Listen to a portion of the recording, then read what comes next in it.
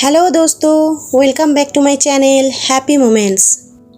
तो आज से हम लोग एक नया एफएफ शुरू करने वाले हैं जिसका नाम है लव। एक ओमेगा वर्सेस स्टोरी है और ये इजन फैनफिक है। फास्ट मैं ये बता देती हूँ, ये स्टोरी किसी भी रियल कैरेक्टर से रिलेटेड नहीं है। ये स्टोरी हमारे डियरेस्ट ऑथर के इमेजिनेशन स्टोरी है और इस स्टोरी का पूरा क्रेडिट हमारे डियरेस्ट ऑथर को जाते हैं। तो स्टोरी के कैरेक्टर से हम लोग पहले परिचय कर लेते हैं। तो फर्स्ट कैरेक्टर का नाम है साओजन, जो कि एक ओमेगा है, मोस्ट ब्यूटीफुल ओमेगा। ब्यूटी के मामले में जिसके कंपैरेटिव कोई नहीं हो सकता, चाहे वो लड़का हो चाहे लड़की। उसका उम्र 19 साल है और वो एक सर्वेंट है रेड मून पैक के। वो अभी सिंगल है, उसका कोई मेट नहीं है अभी। दूसरा मेन कैरेक्टर का नाम है वांग इबो, जिसका एज है 22। वो रेड मून पैक के हेड अल्फ़ा है। वो आइसी है, कोल्ड हार्टेड है, लेकिन एक गुड अल्फ़ा है अपने पैक के लिए। प्योर रॉयल ब्लड अल्फ़ा है, बहुत ज़्यादा मोस्ट पावरफुल है और मोस्ट हैंडसम भी है।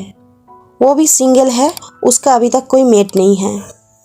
तीसरा कैरेक्टर का नाम है जियांग यानली, जो कि 20 साल की है, ओमेगा है, ब्यूटीफुल है और बहुत ही अच्छे दिल की है।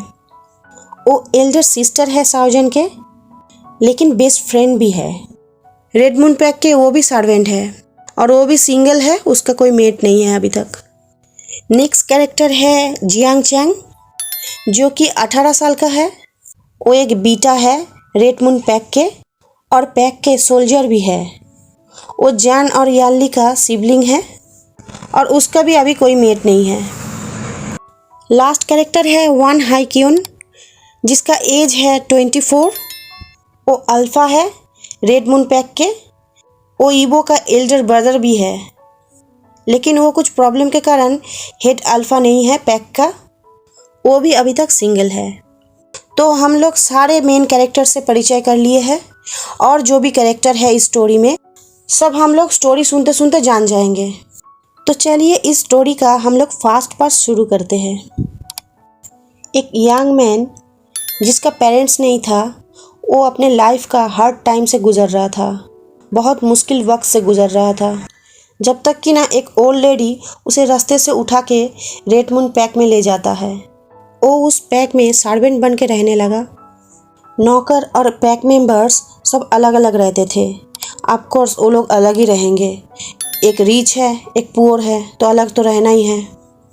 नौकर लोग अलग रहते थे ज़रूर, लेकिन उन लोगों का अपना घर था, छोटा था लेकिन अपना घर है, इसलिए वो लोग हैप्पी था। लेकिन एक्चुअली में जो पैक हाउस था वो बहुत ही बड़ा था और बहुत ही ज़्यादा ब्यूटीफुल मैंसन था। एक्चुअली में पैक मेंबर्स कभी भी नौकर लोगों के घर के अगल बगल जाते नहीं थे, क्लोज जाते ही नहीं थे। नौकर लोग रेगुलर 5 बजे पैक हाउस में जाता था और वहाँ पे क्लीन करता था, कुकिंग करता था और जो भी पैक मेंबर्स लोग बोलते थे वो लोग करता था।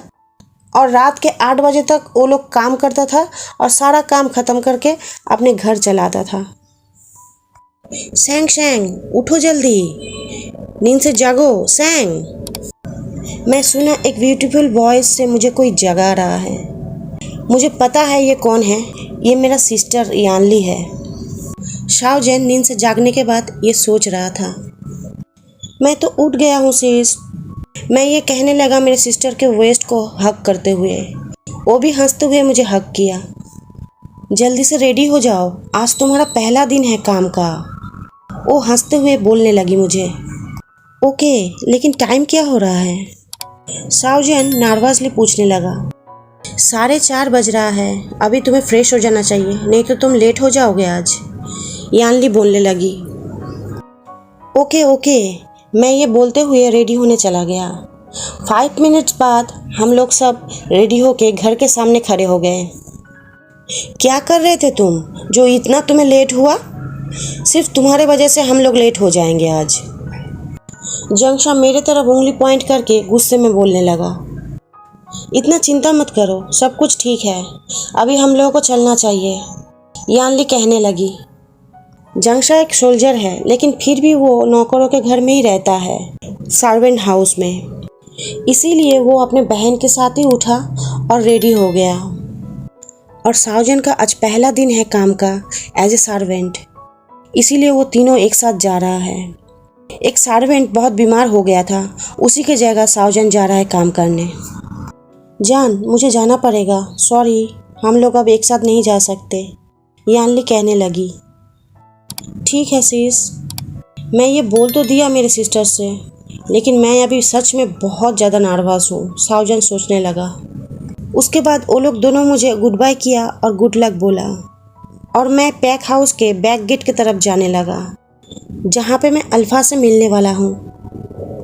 हेड अल्फ़ा आ रहे हैं, बिहेव। एक बिग मैन ब्लैक सूट पहन के मेरे ऊपर चिल्ला के बोलने लगा। मुझे लगता है वो शायद बॉडीगार्ड होगा, साउजन ये सोचने लगा।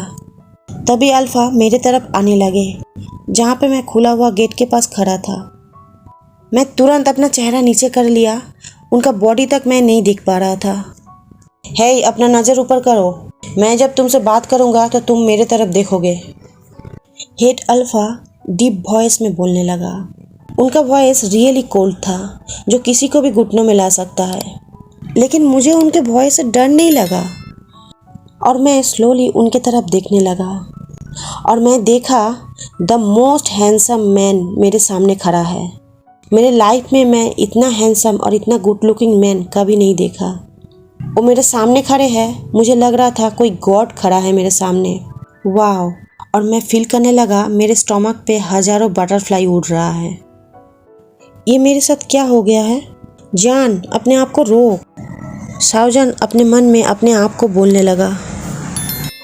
इधर वांग यीबो सोचने लगा, आज सुबह जल्दी मैं उठा, एक नया नौकर को काम पे रखना है, इसीलिए पहले मैं बाथरूम गया और अपना काम किया, फिर अपना स्लीपिंग वेयर चेंज किया और नॉर्मल कपड़ा पहन के अपने ब्रदर से मिलने के लिए चला गया। गुड मॉर्निंग ईबो, एक ब्राइट स्माइल के साथ मेरा ब्रदर मुझसे ये कहने लगा।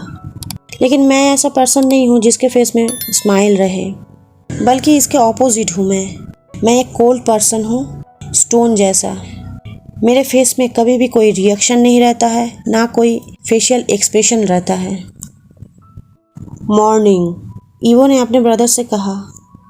आज तुम बहुत फ्री हो, आज तुम्हें ज़्यादा काम नहीं है, सिर्फ तुम्हें मिलना है इस नए कुकर और क्लीनर से, हाईक्यून ने कहा। लेकिन ईवो अपने ब्रदर का बात काटते हुए कहा, नौकर। मेरा बात सुन के वो समझ गए थे, लेकिन अपनी बात को वो कंटिन्यू रखा, और बस तुम्हें कुछ डॉक्यूमेंट्स में साइन करना है, आज इतना ही काम है तुम्हें। ये बोलते हुए अपना बात एक स्माइल के साथ कंप्लीट किया, और मैं हूँ कहते हुए वहाँ से चला आया। उसके बाद मैं जब मेंशन के सामने आया तो मैं देखा गेट के सामने एक लड़का अपना सर झुका के खड़ा है। मैं उस लड़के को सर झुका के खड़ा है देख के इरिटेटेड हो गया। मेरा खुद का कुछ रीज़न है जो मैं इरिटेट हो गया, इसीलिए मैं उस लड़के से कहा, ए तुम मेरे तरफ देखो, मैं जब तुमसे बात करूँगा तो तुम मेरे तरफ ही देखना। वो मेरा बात सुन के स्लोली अपना सर ऊपर किया और मेरी तरफ देखने लगा, और तब मैं देखा द मोस्ट ब्यूटीफुल मैन। उसका high cheeks bones, smooth skin and pinkish lips, जो देख के ही लग रहा था किस करने के लिए परफेक्ट है। व्हाट द ईवो, अपने आप को संभाल, ईवो अपने मन में ही अपने आप को बोलने लगा।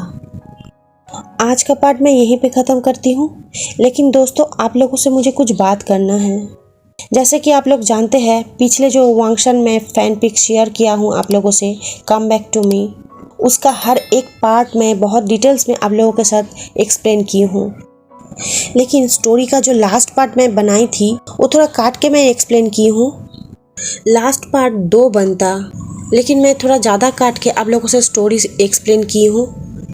आप लोगों को शायद अगर बुरा लगा है, शायद क्या आप लोगों को बुरा लगा है, इसलिए बहुत कम कमेंट था। आप लोग कमेंट करके बोले ही नहीं है आप लोगों को फैन पिक कैसा लगा, इसलिए मैं आप लोगों से सॉरी बोलती हूँ कि मैं बहुत ज़्यादा ही काट के आप लोगों से एक्सप्लेन की हूँ स्टोरी को। आज का स्टोरी कैसा लगा ये आप लोग ज़रूर बोलिएगा कमेंट करके मुझे। और फ्रेंड्स, जो लोग बॉटम ईबो के लिए रिक्वेस्ट किए थे वो लोग दुखी और नाराज़ मत होना मुझसे। मैं संगीता, मैं प्रॉमिस करती हूँ नेक्स्ट एफएफ बॉटम ईवो ही शेयर करूँगी मैं। और जो लोग रिक्वेस्ट किए थे बॉटम जैन के लिए, तो उन लोगों का तो रिक्वेस्ट मैं रख रही हूँ, तो आप लोग कोई कंप्लेंट मत कीजिएगा तब। तो आज के लिए इतना ही। मेरे वीडियो को लाइक्स कर दीजिए, मुझे कमेंट कीजिए और इस वीडियो को शेयर कीजिए सारे ईजेन एंड वांगशन फैन के साथ, और मेरे चैनल को सब्सक्राइब जरूर करना। तो आज के लिए मैं चलती हूँ। बाय बाय दोस्तों।